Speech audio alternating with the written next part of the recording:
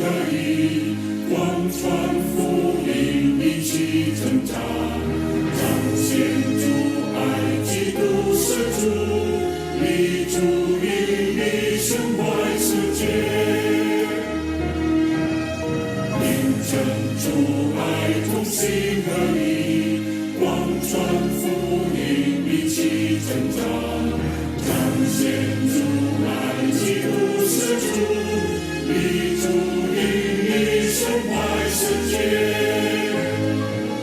是主爱同心扶持多元民族，以主爱冲破困境，永不放弃，将主爱华人教会同心合一，随主心，邻里教会彼此相爱，平化结连，平化结连，互相配搭，相救临头，平化结连，平化结连，为民主爱，做光做盐，平化结连，平化结连，互相配搭，相救临头，平化结连，平化结连，为民主爱，做光做盐。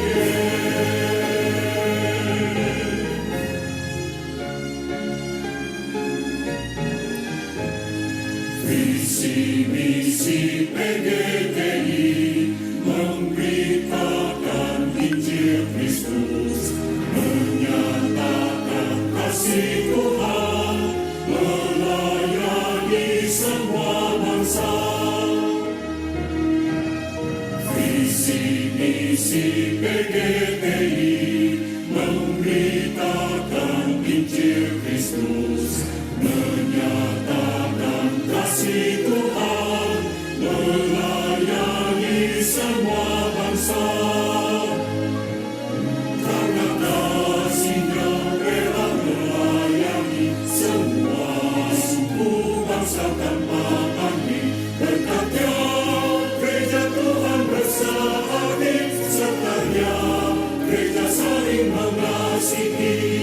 PGTI, PGTI, saling dukung, cari jiwa. PGTI, PGTI, jadi terang, terang dunia. PGTI, PGTI, saling dukung, cari jiwa.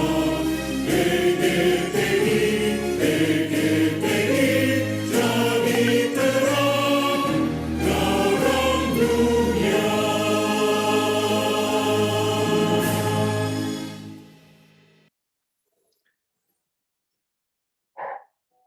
Selamat malam, Bapak Ibu, saudara-saudari, adik-adik sekalian.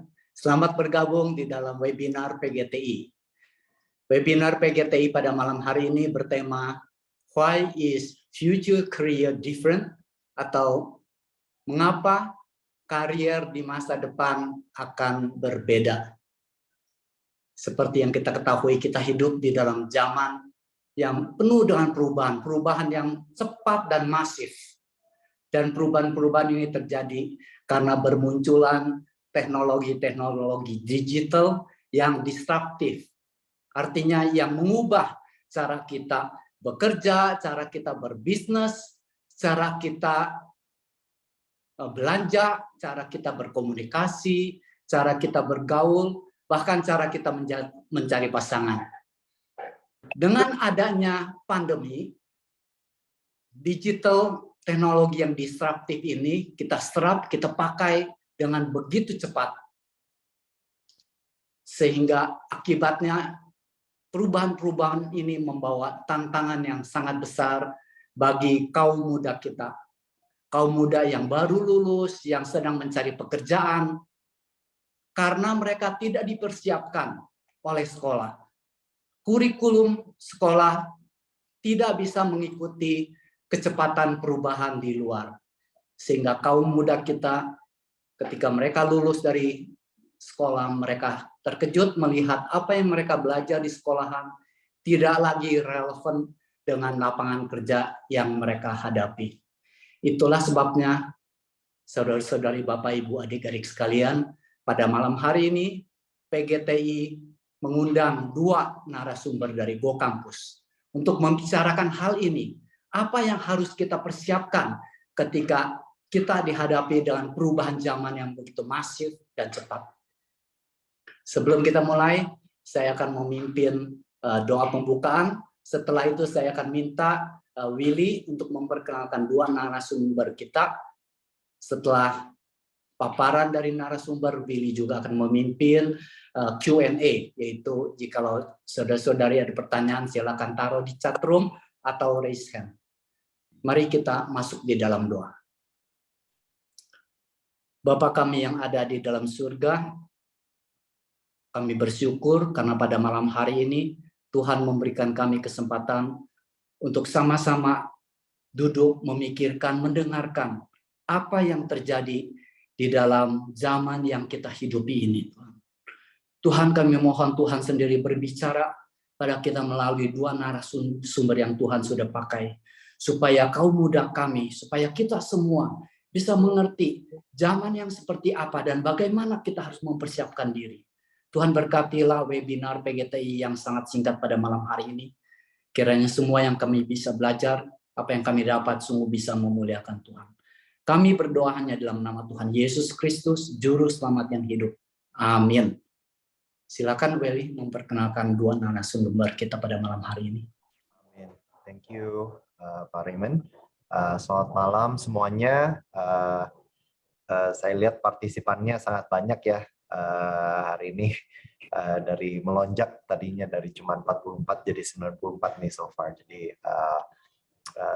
we're excited. Kita sangat senang karena peminat untuk mendengar seminar ini sangat banyak. Gitu. Jadi sebelum kita mulai, saya perkenalkan diri dulu. Saya Willy Sudewa dari The Grow Center Indonesia. Kami adalah organisasi yang bergerak di pendidikan dan training untuk pastor-pastor di Indonesia. Dan untuk malam ini kami sangat diberkati oleh 2 narasumber yang sangat kompeten dalam topik ini, yaitu Pak Nathan dan Pak Garth. Pak Nathan itu founder dan CEO of Go Campus. Dan Pak Garth adalah co-founder juga dan COO dari Go Campus. Mungkin dari Pak Nathan atau Pak Garth nanti mungkin bisa menjelaskan lebih sedikit, lebih banyak yang mengenai Go Campus itu apa. Tapi kita sangat tertarik ini, udah nggak sabar untuk mendengar apa sih masa depan karir di dunia ini gitu. So without further ado, saya membiarkan Nathan dan Garth take the floor. Silakan. Makasih Willy untuk introduction-nya ya. Selamat malam Bapak, Ibu, teman-teman, saudara-saudari sekalian yang dikasih dalam Tuhan kita Yesus Kristus. Saya senang sekali, it's my honor ya, bisa di sini. Sebenarnya bukan kita memberikan presentasi aja, tapi mungkin lebih ke sharing ya, sharing di sini dan juga mau mendengar juga mungkin ada masukan ataupun ada pertanyaan yang di mana saya dan di sini kita juga melihat bahwa kita ini juga sedang belajar ya, dia juga sedang belajar dan juga bagaimana dengan pengalaman kita sebelumnya kita melihat apa yang terjadi di dunia ini yang dengan perkembangan teknologi yang begitu cepat, bagaimana kita sebagai orang Kristen kita bisa menghadapi itu di dalam konteks bagaimana kita hidup, bukan hanya bagaimana kita hidup sebagai orang Kristen, tapi bagaimana kita respon terhadap panggilan yang Tuhan telah berikan kepada kita masing-masing. Mungkin langsung mungkin Garth bisa tolong untuk PowerPoint-nya.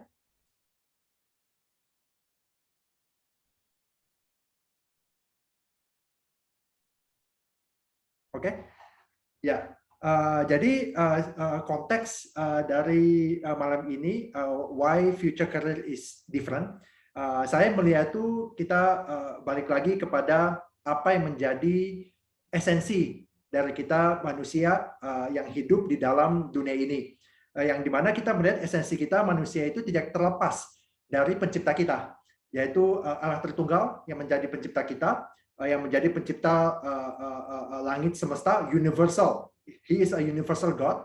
Dia yang menciptakan bukan hanya alam semesta, solar system, tapi juga bagian yang paling terkecil sampai pasir pun secara detail dia mengetahui berapa jumlah pasir yang ada di laut, ada yang di pantai. Dan bintang-bintang yang di langit pun dia sangat tahu dan dia menciptakan itu.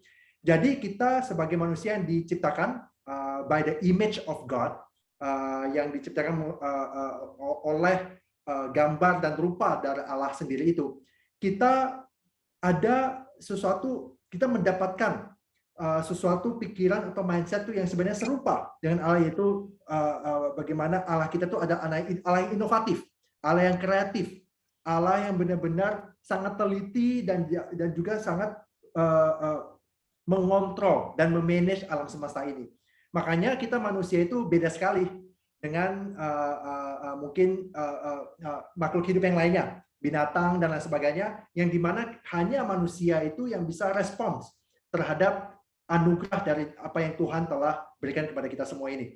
Nah, jadi saya melihat tuh bahwa kita harus melihat karir atau the trend itu dari sudut pandang yang dimana bahwa manusia adalah manusia yang berinovasi, manusia yang berkreatif, karena ini pun dari awalnya Allah menciptakan langit dan bumi, itu adalah the evidence atau pembuktian bahwa dunia ini diciptakan secara kreatif dan inovatif. Next slide. Ya, jadi dari sejarah manusia, kita lihat dari Adam dan Hawa, sampai sekarang ini mungkin saya mau zoom in di dalam dunia modern, yang dimana banyak sejarawan yang mendefinisikan dunia modern itu mulai dari tahun 1800, yang dimana revolusi industri mulai terjadi. Tentunya sebelum itu banyak sekali inovasi-inovasi yang manusia telah ciptakan.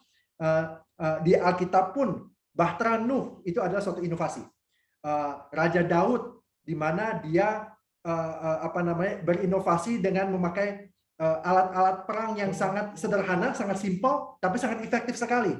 Nah, jadi sampai dunia industri revolusi kita melihat bahwa ini adalah suatu anugerah yang Tuhan telah berikan kepada manusia, di mana manusia itu mulai berevolusi dalam pekerjaan mereka. Jadi kita melihat bahwa revolusi industri di dunia modern tahun 1800 itu mulai ditemukan adalah steam engine. Jadi steam engine atau mesin uap itu menjadi salah satu penemuan yang sangat mendobrak zaman pada waktu itu. Jadi sekarang kita melihat, wah, steam engine, mesin uap mungkin udah ketinggalan zaman sekali. Tapi pada saat itu seperti kita mungkin sekarang ngomongnya Bitcoin ya, atau blockchain, Bitcoin, atau mobile app. Pada zaman itu orang melihat steam engine itu seperti kita sekarang melihat revolusi digital.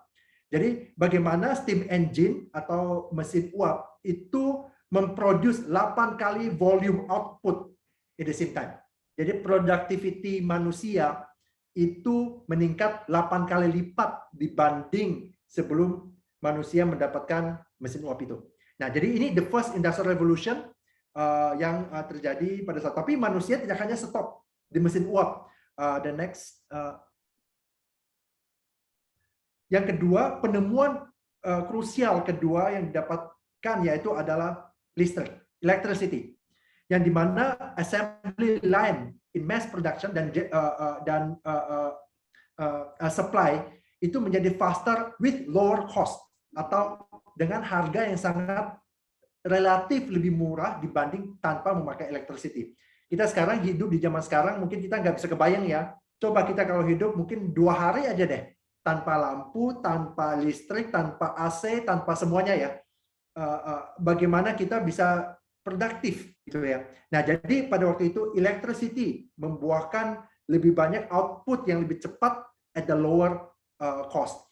Nah, dari situ mulainya itu ada kereta api, kereta listrik, dan di mana zaman itu kita melihat tuh bahwa manusia itu output atau trading satu sama yang lain, terus sama negara yang lain itu lebih cepat karena penemuan dari electricity itu.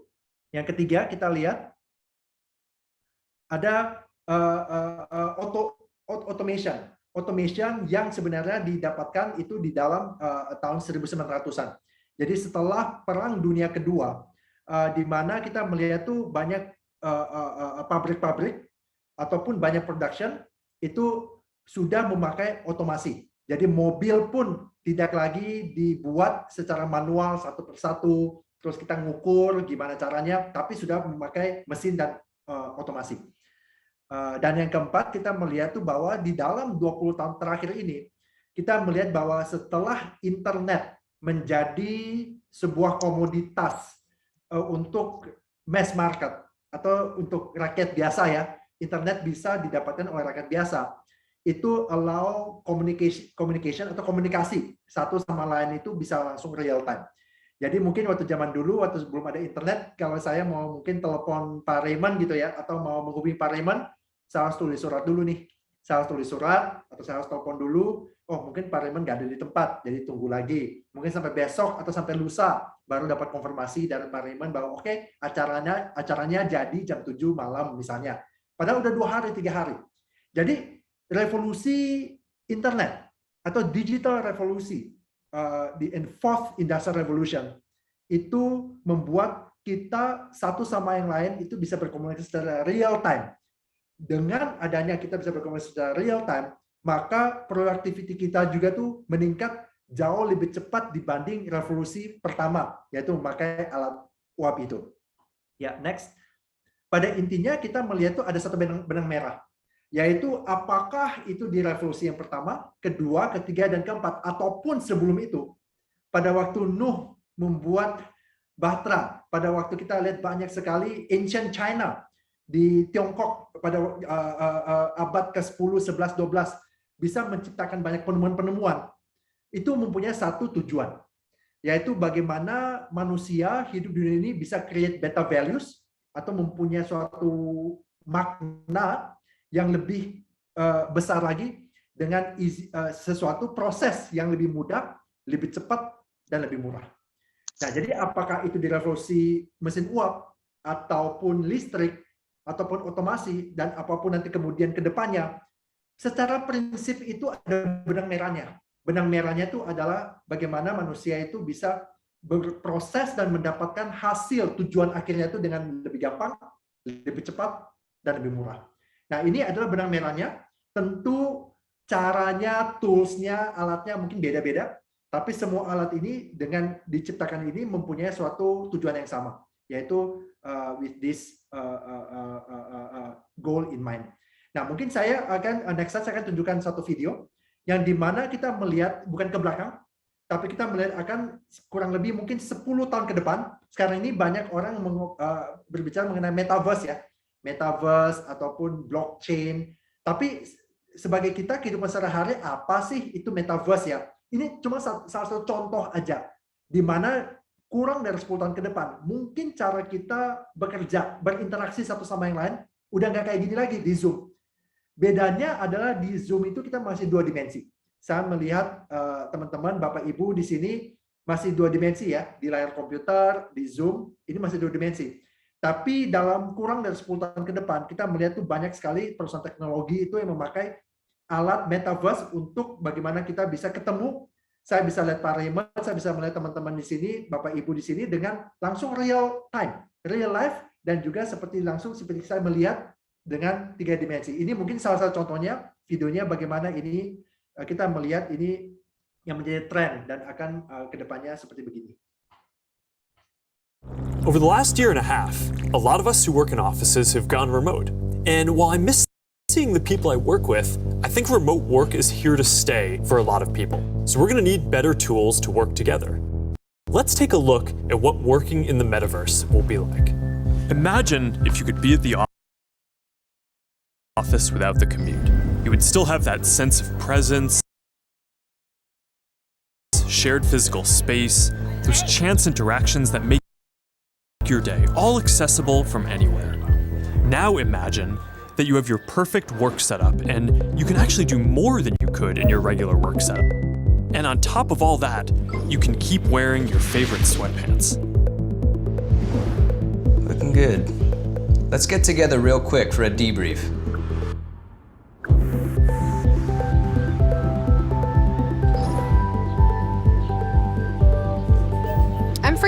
let's jump in. Hi. Hey. So what do we think?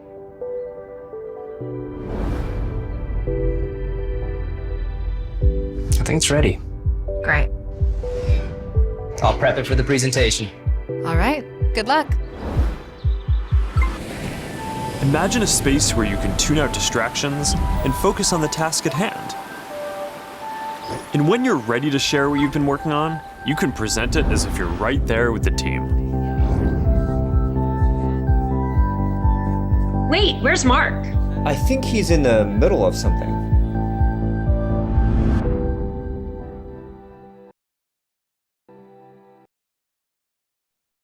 Ya, Over the last year and a half, ya, ini contoh dari bagaimana the future of work ya, future of work yang dimana kita melihat tuh. Nah, sekarang pertanyaan adalah how do we prepare for this, gitu ya? Bagaimana kita bisa menyiapkan? Mungkin sebelum saya bring over untuk Garth untuk presentasi selanjutnya. Mungkin saya mau menekankan satu poin, yaitu adalah bahwa kita melihat ini sebagai suatu, bukan hanya sebagai suatu tantangan ya, tapi saya melihat tuh bahwa the future itu bagaimana kita bisa beradaptasi dan bagaimana kita tuh bisa mempersiapkan ini semua demi untuk to expand talenta kita, expand our talent untuk kemuliaan Tuhan. Oke, Garth, mungkin next to you. Ya, thank you. Ini suaraku kedengeran jelas? Ya, jelas. Jelas ya, oke, thank you. Ya, halo semuanya, kenalin aku Garth from Go Campus. So, I think to also continue lah ya, melanjutkan dari apa yang udah paparkan barusan gitu. Dengan adanya segala revolusi tadi dari sisi digital dan lain-lain, ada sebuah berita nih di mana I think from the World Economic Forum, jadi sebuah forum yang well known lah ya di global tentang the future of jobs report di 2020 kemarin gitu, which ini relate masih relevan terhadap 10 tahun ke depan, jadi sampai dengan 2030. Ada 10 job roles yang to be redundant atau akan menjadi irrelevant gitu ya. Mulai dari accounting, bookkeeping, payroll, clerks gitu ya, atau data entry clerks. Kemudian kelihatan juga di nomor 5 ada administrative and executive workers, ada accountants, ada auditors. Ini dia bilangnya di forum tersebut dinilai akan menjadi redundant. Dan dari forum yang sama, dari report yang sama, bahkan ada 87 juta job role lainnya yang akan obsolete gitu ya, obsolete atau sudah tidak lagi relevan di dalam waktu 1 dekade ke depan lah gitu. So gimana dong nih gitu ya? Apakah artinya sekarang kerjaannya adalah nomor 7 nih, mechanics atau machinery repairers. Waduh, mesti ganti kerjaan dong, mesti cari apa segala macam gitu ya. Don't worry. The same exact report juga sebenarnya memberikan pencerahan lah gitu ya, di mana revolution yang sama akan membuat sebuah perubahan lagi gitu. Sama persis kayak tadi yang Nate cerita dari Industrial Revolution di pertama ke kedua gitu ya. Itu ya ada pekerjaan-pekerjaan yang akan obsolete tapi akhirnya menimbulkan pekerjaan-pekerjaan yang baru gitu ya. So di forum yang sama atau di report yang sama estimated ada 97 juta job role yang baru. So don't worry gitu ya, sebenarnya buat para teman-teman di sini gitu ya, sebenarnya job roles-nya akan tetap bertumbuh bahkan gitu ya. Kalau kita lihat barusan ada 10 juta new job roles yang bertumbuh gitu ya. Apa aja sih sebenarnya? Nah, ini mungkin jadi pertanyaan gitu. Kalau lihat tadi metaverse atau blockchain and all the digitization lah gitu ya di dunia ini, di global ini. Apa aja sih yang akan job role yang akan muncul? Di forum tersebut ada 10 top job role yang akan muncul ya, data analyst atau scientist, big data specialist, AI machine learning specialist, kemudian lompat lagi ada IoT specialist ya, digital transformation specialist, business development professionals gitu. Ini mungkin kalau aku kemarin bercanda gitu sama Nate gitu ya, coba kita mesti jelasin nomor 1 sampai nomor 10 ini ke mama kita gitu ya, atau menjelaskan ke mungkin tante-tante kita zaman yang dulu gitu, yang dimana mungkin pekerjaan ini nggak even ada gitu ya sebelumnya. It will be a very big challenge gitu kan. Tapi ya kalau kita nggak belajar dan ya again kita nggak ngelihat data ini bahwa ini is coming gitu ya, I think kita akan ngikut di yang obsolete job tadi gitu ya. So I think di sini it's a very big apa ya, wake up call gitu ya buat saya sendiri gitu ya, dan semoga buat teman-teman juga bahwa revolution ini sudah terjadi dan akan terus terjadi. So it's very important buat kita bisa mengikuti gitu ke depannya. So I think kita udah ngobrolin tadi tentang jobs gitu ya, gimana sebuah pekerjaan itu bisa evolve dari waktu ke waktu gitu ya, tergantung dengan market situation atau bahkan global events gitu ya, seperti pandemi. Tiba-tiba ada konsultan online yang sebelumnya mungkin 2-3 tahun lalu belum ada gitu kan. Jadi jobs ini akan bisa berubah-berubah gitu. However, kita juga ngelihat gitu ya, dari skills ini bisa membantu dan membangun dan dibangun selama kita menjalankan peran kita dalam pekerjaan kita atau jobs kita gitu ya. So skills ini become more and more important gitu untuk kita bisa membangun our skill gitu ya, kemampuan gitu, kemahiran kita dalam bentuk educational training, ataupun kita bisa belajar dari coaching orang-orang yang bekerja sama dengan kita gitu, supaya kita kembali bisa mendukung jobs kita ini berkembang gitu ya. So disinilah kita mau coba mengemphasize gitu. Sebenarnya skills ini sangat penting gitu ya untuk kita bisa make sure bahwa skill ini kita mengikuti zamannya. So berasal lagi kembali ke World Economic Forum lagi, the future of jobs. Skill seperti apa sih gitu ya, Gard? Ini upskilling oke deh, ngerti. Skill seperti apa yang kita perlukan gitu. Dan dari report yang sama, upskilling programs yang sudah difokuskan oleh multiple global companies, itu ada mulai dari yang analytical thinking and innovation, technology design and programming, leadership and social influence, ya ada creativity, originality, dan juga initiative, kemudian service of orientation, quality control and safety awareness, management of personnel.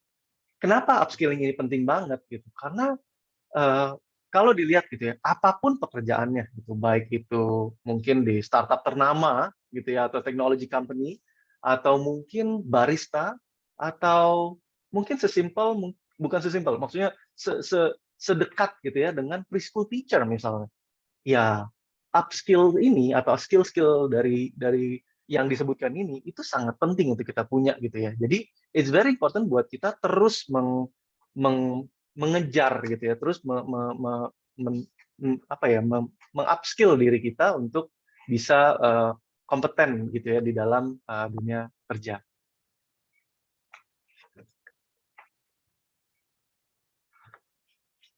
Right. So next step-nya mungkin pertanyaannya adalah oke, upskill-nya ngerti.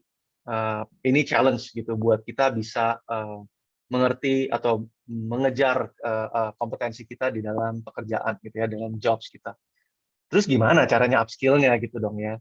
So kami dari GoCampus melihat bahwa ada 2 key ways gitu ya untuk kita bisa again upskill along the career. Yang pertama adalah lifelong learning mindset.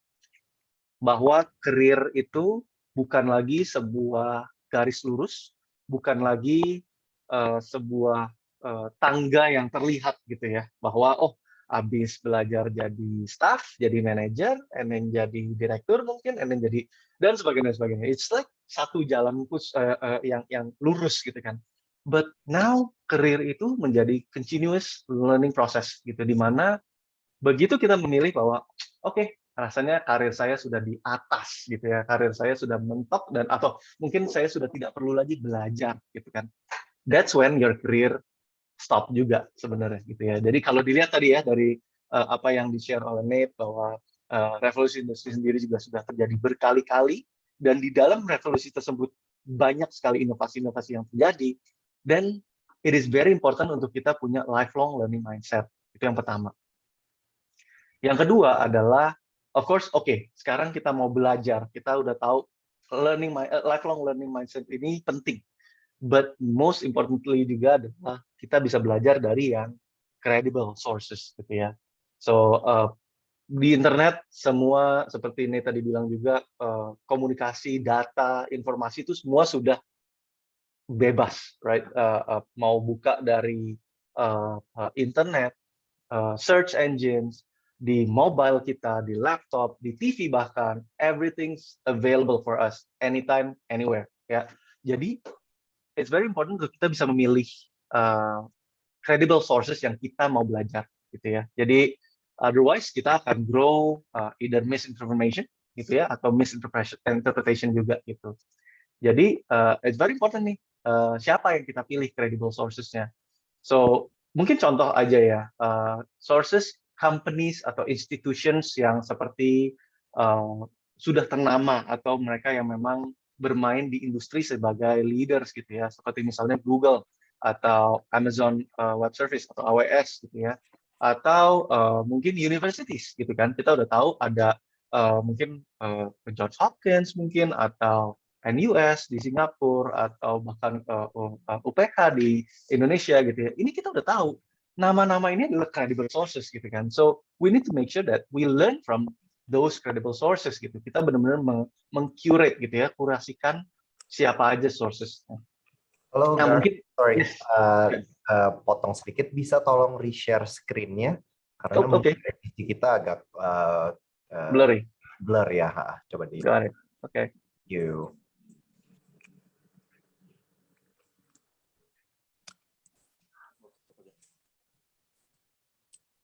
Kalau sekarang, ya. Yeah. That's good. Thank you. Great. Okay. Oops, sorry. Yes. So, hang on. No.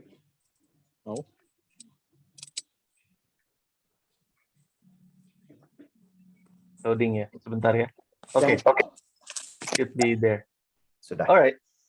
Oke. So kita udah tahu dua key steps for the next generation untuk bisa achieve the great career ya, di future gitu ya. Lifelong learning mindset, which is it's a mindset play gitu ya. It's never stop learning, satu. But the second adalah you need to also be berhati-hati gitu ya untuk memilih credible sources. Nah, disinilah kenapa kita melihat bahwa I think our values di Go Campus akan fit with apa yang dibutuhkan oleh marketnya juga gitu ya. Dimana kalau dilihat from the partners di sini, jadi baik itu secara universities ataupun institution ya yang paling atas, you can see mulai dari universitas di Indonesia, di Singapura dan many other countries gitu ya, yang memang sudah well known di dalam mungkin bidang-bidang mereka, ataupun institusi seperti tadi aku bilang AWS, Google, Adobe. Yap. Biar itu aja, anggur paling, atau yang tinggal campurannya tinggal anggur sama sorry. Oke. Iya.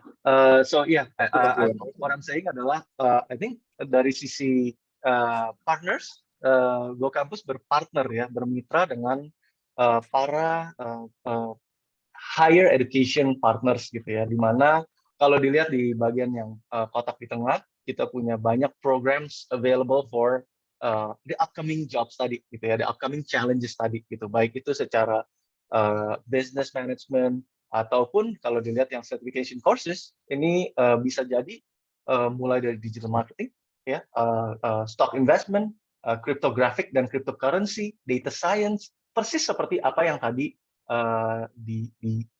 diprediksi oleh World Economic Forum di dalam pekerjaan yang akan datang gitu ya, future of work gitu kan.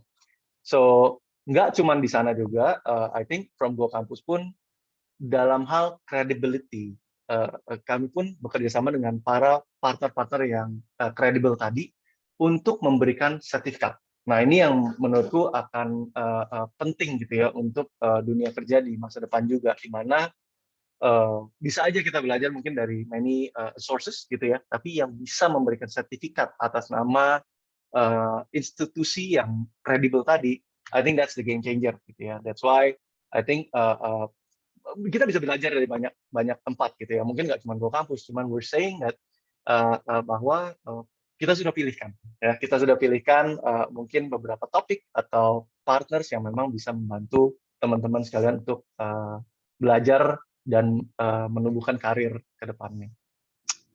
Dan nggak cuma sampai di situ. Jadi kemarin ngobrol juga sama Pak Raymond dan Nate juga. We are happy to announce gitu ya bahwa kita mempersiapkan sebuah free voucher for teman-teman dari PGTI untuk senilai 50.000 untuk belajar apapun course certification atau program di Go Campus. Jadi ya, I think ini nanti bisa langsung dicari gitu ya, mungkin mana yang memang pengen dipelajari dari upskilling atau mungkin program-program yang memang relevan, langsung pakai kode Go PGTI dan you'll get the 50,000 discount valid until July 7th. So itu aja sih I think ya yang kita mau share. Hopefully ini bisa again jadi apa ya insight sekali ya untuk teman-teman tentang dunia kerja atau karir ke depannya and how it's evolving. Dan it's very important buat kita mengubah mindset tadi ya, mengubah mindset untuk bisa mengejar dan juga strive di masa depannya. Thank you. Oke, thank you banget Garth sama Nathan. Ini presentationnya sangat insightful ya. Nah, untuk saat ini kita akan buka ke sesi tanya dan jawab. Jadi untuk para peserta yang ingin bertanya, mungkin boleh ditulis di chat, atau kalau mau raise hand dan mau langsung ngomong, bicara juga boleh, silakan. Tapi mungkin untuk dimulai, mungkin saya bisa coba tanya nih untuk Garth sama Nathan. Jadi kan kita melihat nih di dunia, especially di dunia barat, kita melihat tren untuk ijazah kuliah itu mungkin sudah tidak sepenting mungkin 10 tahun yang lalu ya, dan kedepannya juga kemungkinan yang lebih penting itu skill, hard skill mungkin ya. Nah, menurut Garth sama Nathan, kira-kira Indonesia tuh akan memakan waktu berapa lama lagi nih untuk mencapai titik tersebut? Karena mungkin saat ini ijazah mungkin masih penting ya, cuman kira-kira kapan nih di mana saatnya ijazah sudah tidak sepenting itu? Ya, thank you Will untuk jawab pertanyaannya ya. Mungkin satu poin itu adalah sebenarnya ijazah itu, kalau kita ngomong penting atau nggak penting ya, sebenarnya itu ijazah itu sebenarnya bukanlah suatu tujuan ya. Ijazah jangan menjadi suatu tujuan gitu. Untuk kita menjadi seseorang yang berdampak di dunia kerja kita, apapun itu life goal kita. Karena ijazah itu hanya sebagai suatu hanya satu paper ya yang mengatakan bahwa oke, saya telah lulus satu kurikulum gitu. Kurikulum tertentu gitu ya. Apakah itu dari universitas, apapun itu pun mungkin dari Google atau AWS dan lain sebagainya gitu ya. Poinnya tuh adalah mungkin yang kita mau tekankan itu adalah sekarang pun di Indonesia it doesn't matter apakah mempunyai ijazah atau enggak gitu ya. Tapi yang paling penting itu apakah kita mempunyai mindset dan kita mempunyai skill, upskilling itu sendiri. Gitu. Dan kita lihat sekarang tuh banyak company itu dia tidak melihat lagi apakah kamu dulu lulusan Harvard atau MIT. Kalau Harvard di hire, MIT nggak di hire, kayaknya udah nggak gitu lagi. Tapi apakah kita mempunyai skill, kita punya mindset yang benar, dan juga kita mempunyai suatu latar belakang ya yang bisa berkompetitif. Nah, jadi kita lihat itu adalah mulai itu dari mindset ya, mindset yang tadi itu critical thinking, analytical skills itu yang sebenarnya menjadi poinnya. Jadi poinnya itu bukan oke, sekarang berarti saya belajar jadi software engineer aja, saya nggak mau jadi mathematician lagi. Itu sebenarnya tuh bukan gitu poinnya ya. Tapi poinnya itu adalah apapun yang kita ambil, apakah itu matematika ataupun filsafat, teologi, ataupun yang coding ya, tapi kita harus mempunyai suatu mindset yang inovatif, mindset yang kreatif. Seperti tadi ya, the skills yang mereka lihat tuh bukan hard skills sebenarnya. Tapi skills yang lihat tuh adalah, kita ngomong itu adalah transferable skills. Transferable skills yaitu adalah creativity, problem solving, people management, itu yang menjadi apapun pekerjaan kita, apakah di dunia tech atau dunia yang mungkin yang non-tech company, non-tech industry, masih perlu mempunyai satu inovasi. Inovasi bukan berarti harus teknologi gitu ya, tapi bisa dalam pekerjaan kita, bagaimana kita mengimplementasikan critical thinking kita untuk mencapai tadi itu value yang lebih cepat, lebih murah, dan lebih singkat waktunya. Nah, jadi itu yang sebenarnya kita mau garis bawahi, karena mungkin kita banyak dengar juga ya, contohnya Jack Ma itu dulu belajar cuma bahasa Inggris. Kok bisa jadi founder Alibaba gitu, one of the top tech company di Asia ataupun di dunia ini gitu ya. Nah, itu sebenarnya itu adalah mindset, problem solving. Bagaimana dia melihat satu problem, bagaimana solusinya, mencari solusi dari itu sendiri. Sekalipun dia sendiri kalau suruh dia coding, dia bilang saya nggak tahu coding sama sekali. Saya nggak ngerti one line of code. Tapi saya bisa memanage orang untuk membuat coding itu sesuai dengan visi produk yang saya mau. Itu dari Jack Ma sendiri, gitu ya. Nah, jadi itu yang sebenarnya yang kita mau tekankan ya. Jadi sebenarnya apapun yang kita pelajari, apakah itu engineering ataupun matematika ataupun politik dan lain sebagainya, yang paling penting itu adalah skills di belakangnya itu, yaitu creativity, analytical skills, problem solving, leadership, management, dan lain sebagainya. Jadi itu mungkin yang saya lihat itu yang lebih transferable, sekalipun dunia itu trennya bakal bergantian, tapi kita lihat kalau kita punya innovative thinking, nggak apa-apa, saya dulu apa yang saya pelajari di sekolah mungkin nggak relevan lagi, tapi saya bisa mendapatkan pelajaran yang baru karena saya terus-menerus belajar terus. Itu yang mungkin yang lebih penting dibanding hanya satu kertas gitu ya, yang mungkin apa yang saya pelajaran dulu ya, tapi lebih ke mindset dan lebih skills yang kita harus terus-menerus belajar. Ya, wow, so good, thank you Nathan. Mungkin Garth ada mau tambahin atau?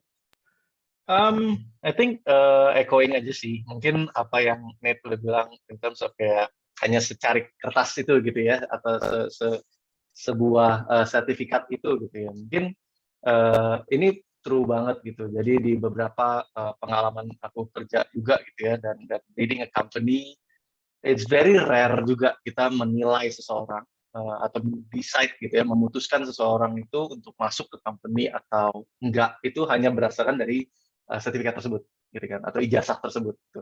Memang itu nggak akan menjadi sebuah keputusan tinggi atau keputusan utamanya. Gitu. Tapi jujur memang tetap akan ada, seperti yang Nate bilang ya, itu adalah satu identifier awal. Oh, dia lulus mana? Oh, dia pernah di take course yang mana atau certified by mana, gitu ya. I think itu yang akan membuat the first impression. Gitu. Mungkin menurutku perannya akan tetap ada di situ sih, sertifikat atau ijazah ini. Really. Ya, thank you Garth. Ini ada pertanyaan dari Pak Katamso ya, silakan Pak. Oh, masih di mute.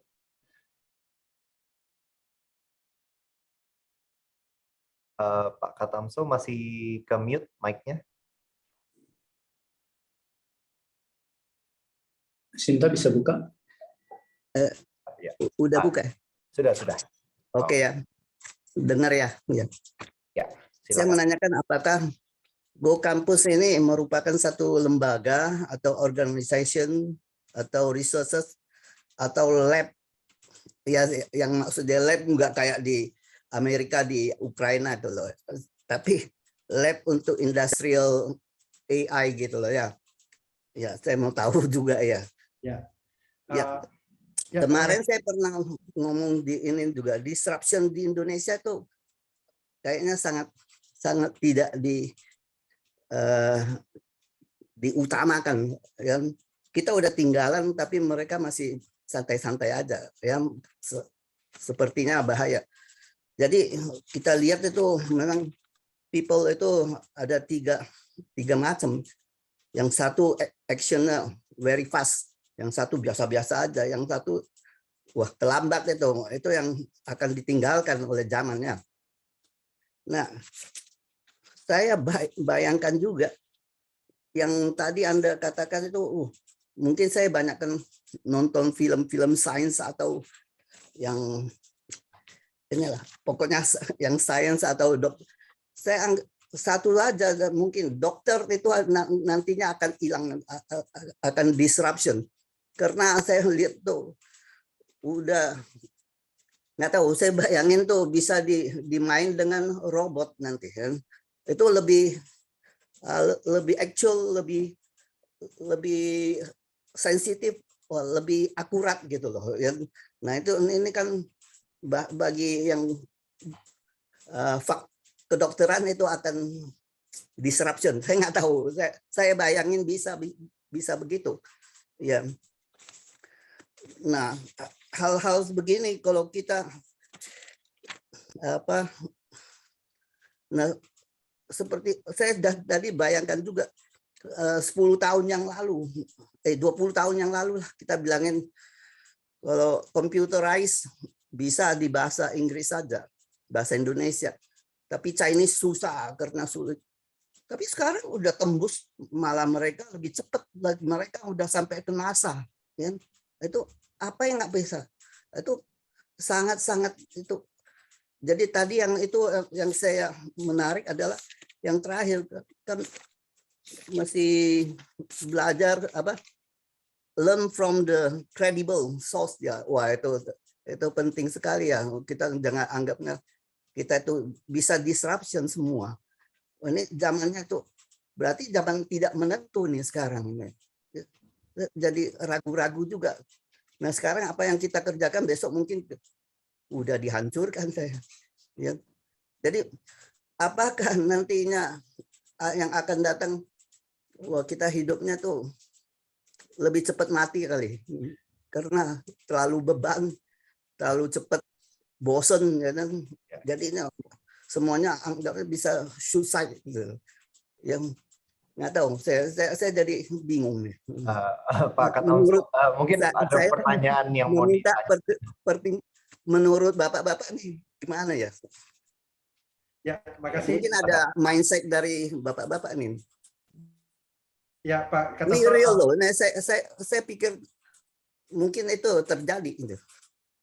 Ya, makasih Pak. Pertanyaannya baik sekali Pak. Mungkin saya coba beberapa jawab ya beberapa pertanyaan tadi. Yang pertama mengenai GoCampus ya. Jadi GoCampus ini adalah satu platform digital yang dimana orang-orang di Indonesia ini bisa mendapatkan akses ke program-program terbaik bukan hanya di Indonesia tapi seluruh dunia. Jadi apakah itu program itu adalah mengenai artificial intelligence ataupun business management ataupun hukum, psikologi dan lain sebagainya bisa mendapatkan akses langsung dari GoCampus. Gitu ya. Jadi kita sudah bermitra dengan ratusan ya institusi dari perusahaan-perusahaan yang terkemuka di dunia. Kalau dari bidang teknologi ada mungkin Amazon Web Services, ada juga Microsoft, ada juga Google. Untuk desain ada Adobe dan lain sebagainya. Jadi mereka itu adalah mitra-mitra kami memberikan konten, memberikan teaching, pelajaran-pelajaran, dan siswa bisa dengan cepat mendapatkan akses ke program-program tersebut tanpa harus satu-satu cari lagi gitu. Jadi mereka bisa langsung masuk ke mobile app kita, ke gocampus.com, langsung bisa mendapatkan program ini dengan cepat dan langsung bisa masuk ke dan mulai belajar. Kita bisa mendapatkan hanya misalnya kelas on machine learning, dalam 30 menit kita udah bisa mendapatkan suatu pelajaran. Dan hanya 30 menit.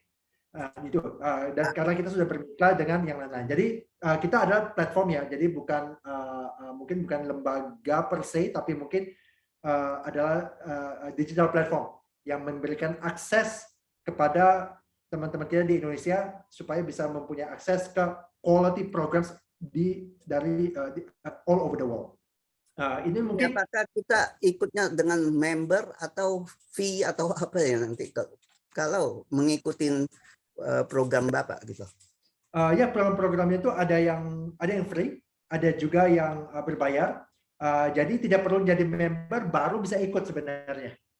Tapi kita melihat itu adalah yang paling penting itu adalah learners outcome-nya. yaitu adalah kita sebagai mungkin kita mau belajar apa kelas-kelas kursus kita yang cocok. Kalau cocok baru ambil kelasnya. Bisa aja kelasnya gratis, tapi ada juga kelas-kelas yang berbayar di situ yang bisa dan tadi dari Go Campus Gas ya udah memberikan mungkin voucher ya untuk teman-teman sini kalau ada program yang berbayar, ada potongan-potongan dan lain sebagainya. Nah, jadi apa namanya kita mungkin lebih mau encourage untuk belajar lebih gitu. Belajar lebih karena tadi seperti tadi Pak Kata Amso juga bilang bahwa apakah dokter apakah bisa nggak mesin itu yang menggantikan dokter ya? Kalau saya lihatnya itu adalah mungkin banyak pekerjaan dokter tuh memang benar bisa diganti, tapi ada bagian-bagian tuh yang mungkin lebih masih ada emotional apa namanya ya touch ya atau emotional therapy. Contohnya mungkin kalau surgery mungkin lebih akurat robot gitu ya, surgery ya atau operasi ya. Operasi mungkin lebih akurat gitu ya. Jadi mungkin kalau kita operasi, wah kalau dokternya nggak tahu seperti gimana, tapi kalau robot mungkin lebih bisa lebih akurat. Tapi saya melihat juga ini juga yang pernah ditanya ya. Jadi bukan dokternya mengenai hal-hal yang teknis, tapi yang sifatnya itu yang lebih membutuhkan intuisi. Membutuhkan intuisi. Jadi contohnya pasien itu saya pernah melihat ya teman mama saya itu yang menghadapi cancer ya. Dia ke dokter itu dokter malah justru encourage. Itu kalau enggak dia udah down sekali. Dia udah ya ngapain lah saya ke dokter lagi. Toh udah fatal gitu ya. Tapi isunya buat dia itu lebih emosional. Nah, sebagai seorang dokter itu bukan hanya mengobati secara fisik aja, tapi juga mental gitu. Jadi karena mentalnya itu positif, itu bisa secara pengobatan tuh jauh lebih baik. Dia minum obatnya juga itu lebih bisa apa namanya ya, energinya tuh masih lebih ada dibanding kalau nggak ada. Nah, ini sesuatu tuh yang sampai juga pernah Elon Musk ya. Elon Musk aja bilang mungkin saya lebih prefer dengan orang main piano dibanding robot main piano. Beda gitu intuisinya gitu ya. Jadi mungkin hal-hal yang lebih teknis itu kalau kita lihat ya 10 tahun ke depan jobs atau pekerjaan yang akan hilang itu bentuknya tuh lebih paperwork, administratif dan lebih teknis sebenarnya. Jobs yang akan ada itu lebih ke sifatnya tuh lebih apa yang membuat kita manusia itu manusia. Kreativitas, inovatif, EQ ya, emotional intelligence, people management. Ini yang sebenarnya apa namanya ya, yang lebih dibutuhkan malah untuk mengoperate disrupsi tersebut. Jadi saya lihatnya itu lebih ke soft skills-nya yang diberikan. Ini by the way Pak, kita lihat ya contohnya Brian Chesky ya, founder dari Airbnb. Itu kan platform digital untuk book hotel dan sebagainya. Dia latar belakangnya bukan tech. Latar belakang dia juga bukan engineer. Latar belakang dia itu adalah graphic design. Dia desain, seni. Tapi dia mempunyai skill yaitu adalah bagaimana orang bisa book tempat kamar atau hotel atau tempat tidur itu dengan a good customer experience atau dengan apa namanya ya pengguna yang lebih mudah, memudahkan untuk pengguna. Itu mindsetnya dia. Nah, makanya dia pakai prinsip-prinsip dari desain untuk membuat produk-produknya dia. Jadi bukan berarti seperti Gas bilang ya, karena saya belajar matematika maka saya menjadi seorang mathematician. Belum tentu. Bisa aja jadi pendeta gitu, Pak. Matematik jadi pendeta bisa juga gitu dan sebaliknya gitu ya. By the way, dulu saya juga waktu kuliah tuh saya majornya tuh sejarah dan filsafat gitu ya. Waktu saya ingat mama saya tanya, Nathan kamu nanti udah lulus kerjanya apa ya? Ambil sejarah, ambil filsafat gitu ya.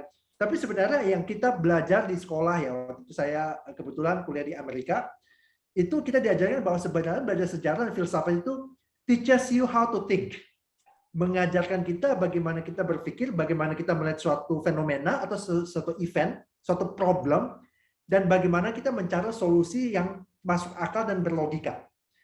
Nah, jadi itu yang sebenarnya yang lebih penting dibanding menghafal kapan Hitler menjajah Polandia, kapan. Jadi itu bukan intinya sebenarnya waktu kita belajar sejarah ya, tapi melihat bagaimana kita berpikir, bagaimana kita mendapatkan informasi, mengolah informasi, mencari problem and solution dari problem tersebut. Dan itu saya lihat itu lebih apapun disrupsi yang terjadi, tapi kalau kita ikut dengan analytical skills dan mau belajar terus, saya lihatnya itu sih apa namanya ya Pak ya, kita nggak akan ketinggalan.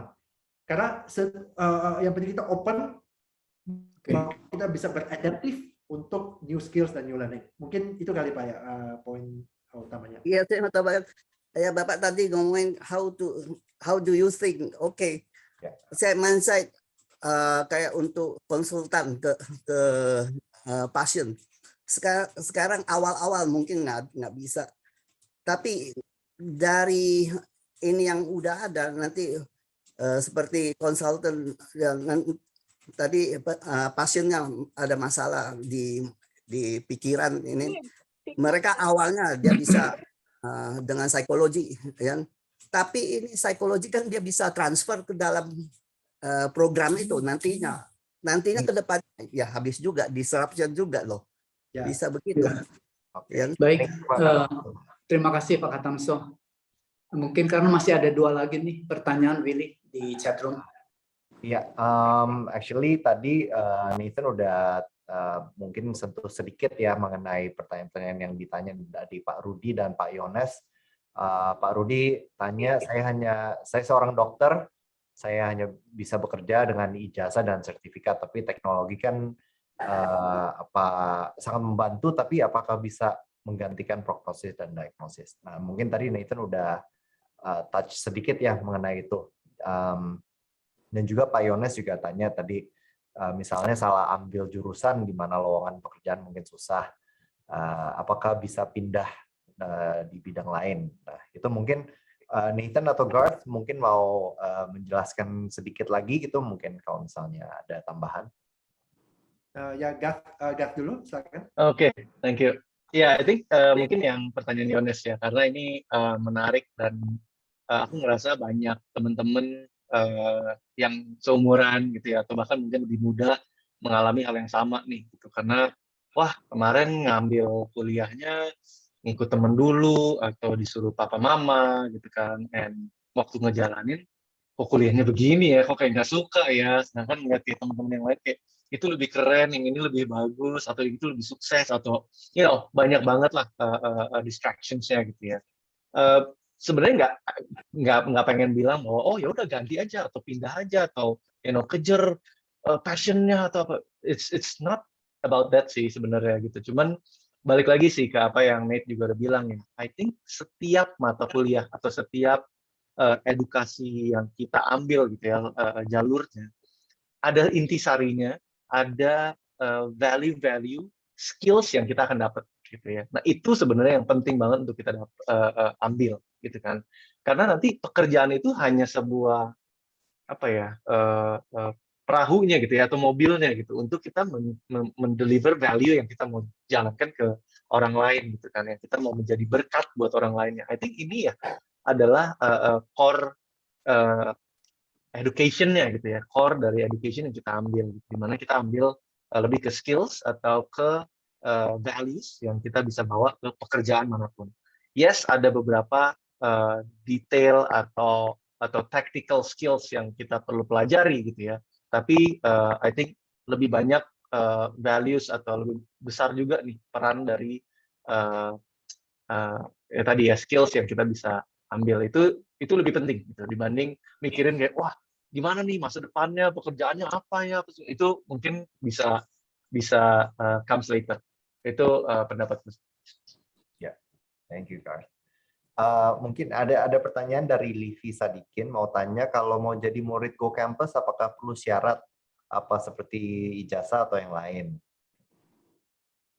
Ya kalau syarat sebenarnya enggak ya, kalau misalnya itu karena kita ada program yang sebenarnya itu apapun latar belakangnya, jadi misi kita balik lagi, mungkin misi dari Go Campus adalah kita provide akses untuk teman-teman kita di Indonesia itu bisa get upskill through programs ya, through upskill programs tanpa regardless of latar belakang akademik, latar belakang ekonomi, latar belakang mungkin personal background ya, dan itu semuanya itu bisa mendapatkan akses itu. Tapi saya lihat tuh ada beberapa program studi yang khusus ya, yang mungkin perlu contohnya kalau mau jadi seorang dokter, oke, jadi at least harus bisa pernah ambil biologi gitu ya, atau matematika gitu ya.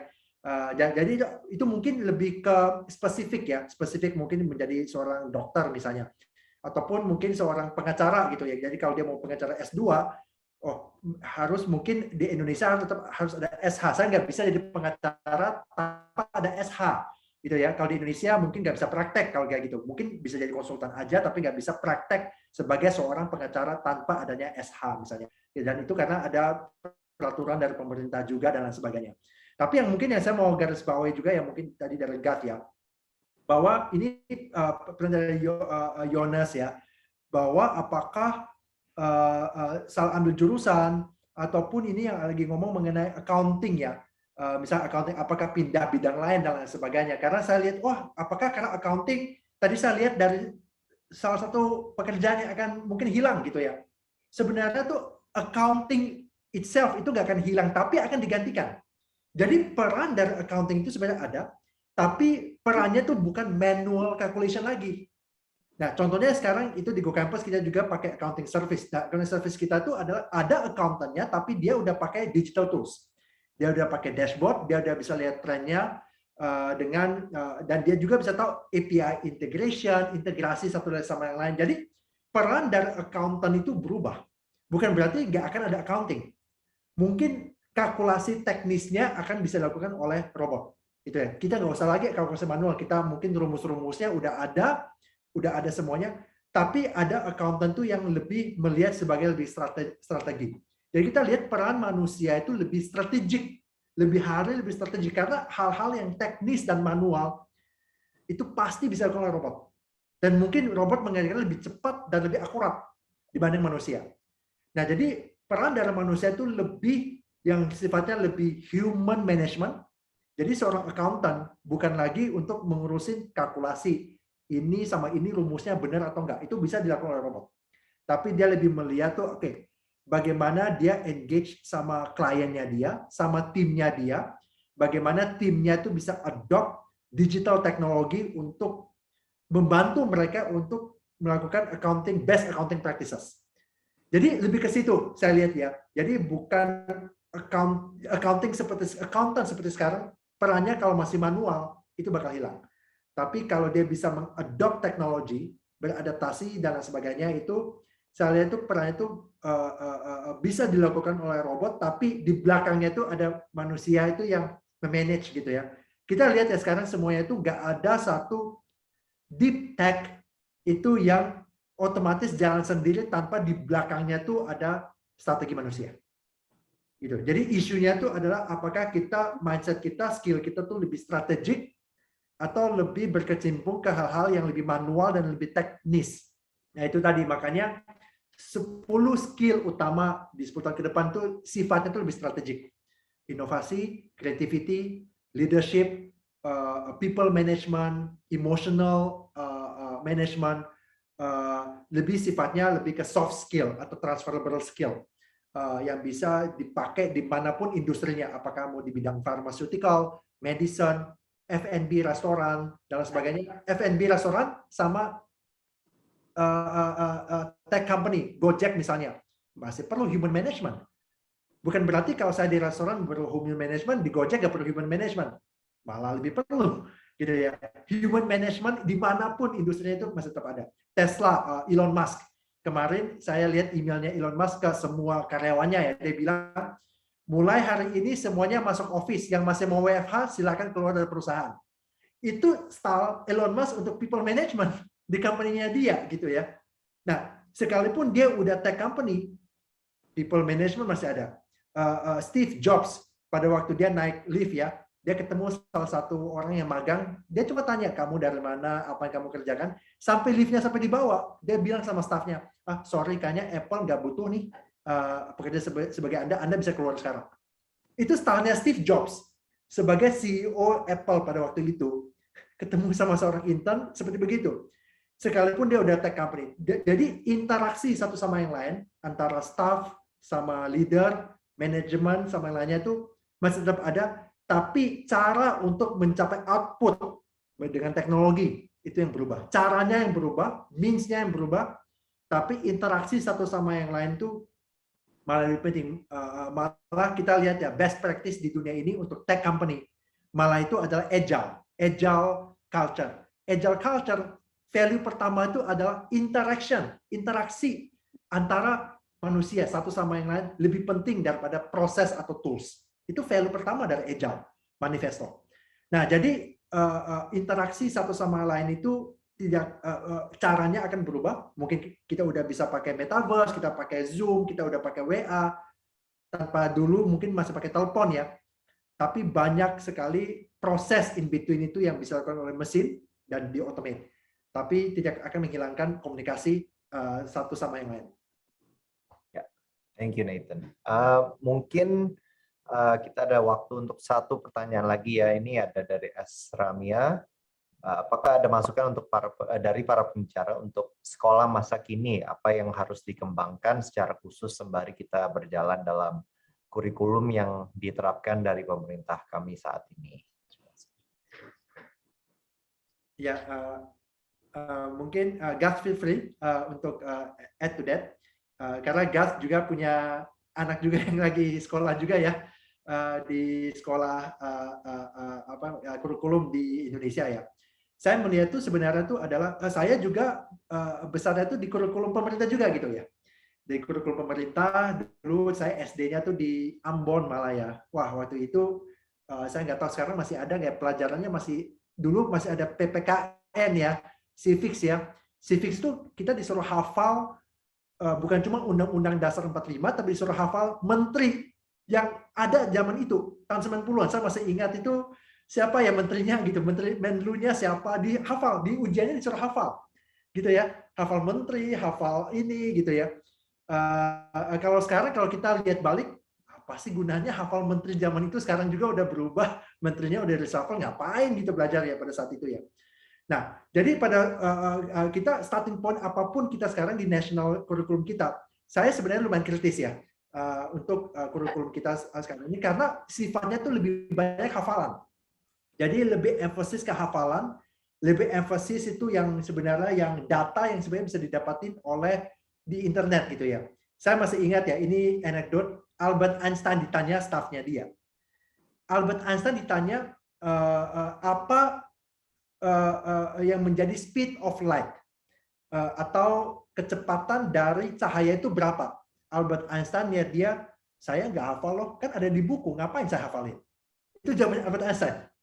Gitu. Jadi bukan hafalan yang menjadi lebih penting, tapi bagaimana kita mengaplikasinya. Nah sekarang kalau mungkin kelas K sampai 12 di Indonesia kebanyakan hafalan, tapi saya melihat tuh bagaimana kita sebagai teman-teman kita atau orang tua dan lainnya itu bagaimana kita encourage itu untuk analytical skills. Nah ini yang mungkin salah satu kelemahan di kurikulum di Indonesia ya. Saya pernah research juga ya. Kurikulum di Jepang, kurikulum di Yahudi, sama kurikulum Jerman, sama kurikulum Amerika gitu ya. Kalau di Jepang itu emphasisnya itu adalah manners, sopan santun. Jadi apapun yang kita pelajari, kalau nggak ada sopan santunnya, percuma. Nah itu diajarin tuh dari kecil di Jepang, gitu ya. Kalau Yahudi itu ada 3 core subject yang semua anak kecil dari umur 0 sampai umur 12 harus pelajari, yaitu ada logika, matematika, teologi. Jadi mereka melihat tuh bahwa pelajaran teologi atau pelajaran filsafat, logika, dan matematika bukan untuk orang dewasa, malah untuk anak kecil. Dari kecil udah belajar who is your God, siapa itu Allah kamu yang kamu sembah, gitu ya. Jadi dari kecil itu sudah dipelajari. Setelah itu mereka percaya bahwa apapun yang kamu pelajari is okay. Mau ambil musik, mau ambil engineering, mau ambil akuntansi, apapun gak apa-apa. Basic kamu adalah logika, matematika, teologi. Itu basicnya. Nah, jadi itu ya, dari Yahudi ya, culture Yahudi yang konservatif itu mereka melihatnya itu menjadi core kurikulumnya mereka. Kalau di Amerika itu liberal arts ya, liberal arts kurikulum yaitu adalah sebanyak-banyaknya mereka harus diekspos fisika, engineering, sejarah, filsafat dan sebagainya. Nanti spesialisasi itu gampang ke depannya aja. Yang penting dia udah tahu mengenai sejarah, filsafat, matematika, dan lain sebagainya. Nanti apakah dia mau engineering atau mau itu nanti tergantung dari passion-nya dia aja. Nah, saya lihat itu adalah ini contoh-contoh ya, beberapa kurikulum di dunia ini yang lebih mengemphasis yang beda-beda. Tapi kita sebagai orang Kristen, kita harus mungkin punya suatu pegangan ya, bahwa oke, analytical skills itu penting, logika, berpikir sebagai logika itu dan sekarang tuh saya lihat tuh banyak sekali resources itu yang bagaimana bisa mengajarkan anak-anak kita, teman-teman kita untuk bisa berpikir lebih kritis. Itu mungkin kuncinya. Apapun kurikulum kita ambil, saya juga hidup di zaman yang dimana harus menghafal menteri-menteri, nama menteri gitu ya.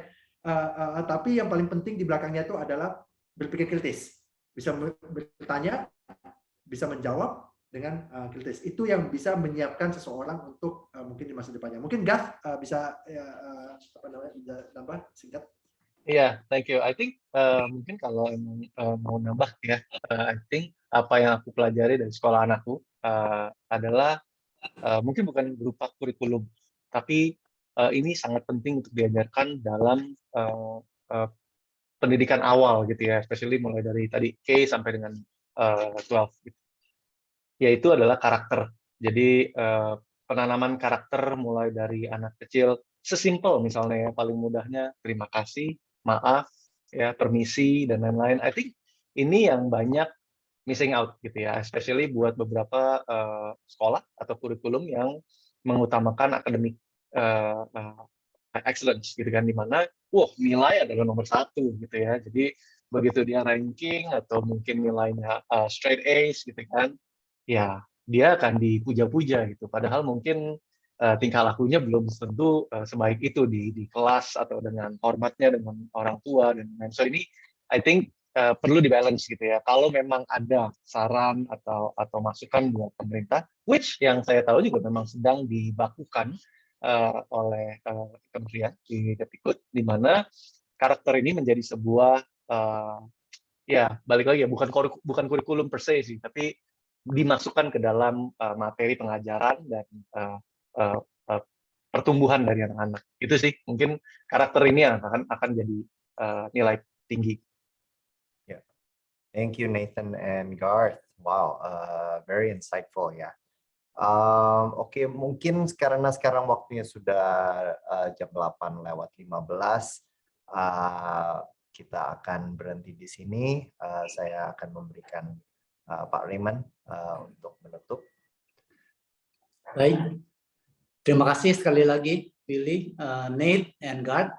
Thank you for the time that you share, your experience.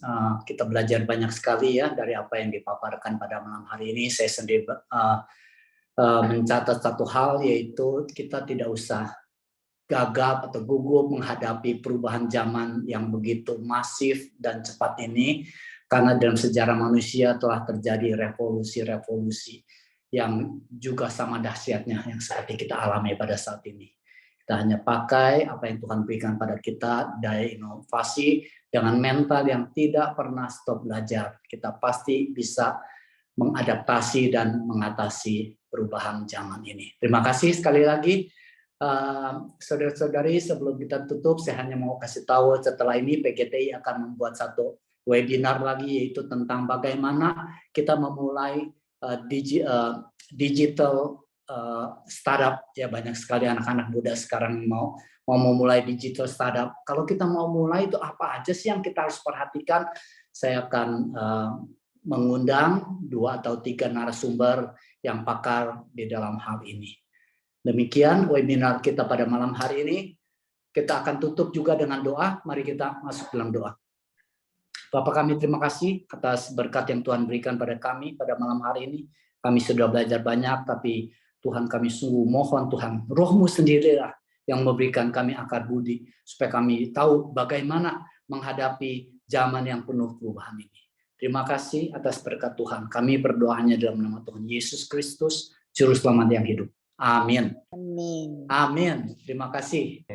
Terima kasih semuanya. Terima kasih semuanya. Terima kasih Pak Raymond. Ya, terima kasih semuanya. Terima kasih. Ya, terima kasih semuanya. Terima kasih Pak Selamat Raymond. malam. Ya, terima kasih Pak Musa. Terima kasih Pak Raymond. Ya, terima kasih Bu. Terima kasih Pak Raymond. Ya, thank you. Ya, terima kasih Pak Tulai. Ya. Thank you. Ya, terima kasih semuanya.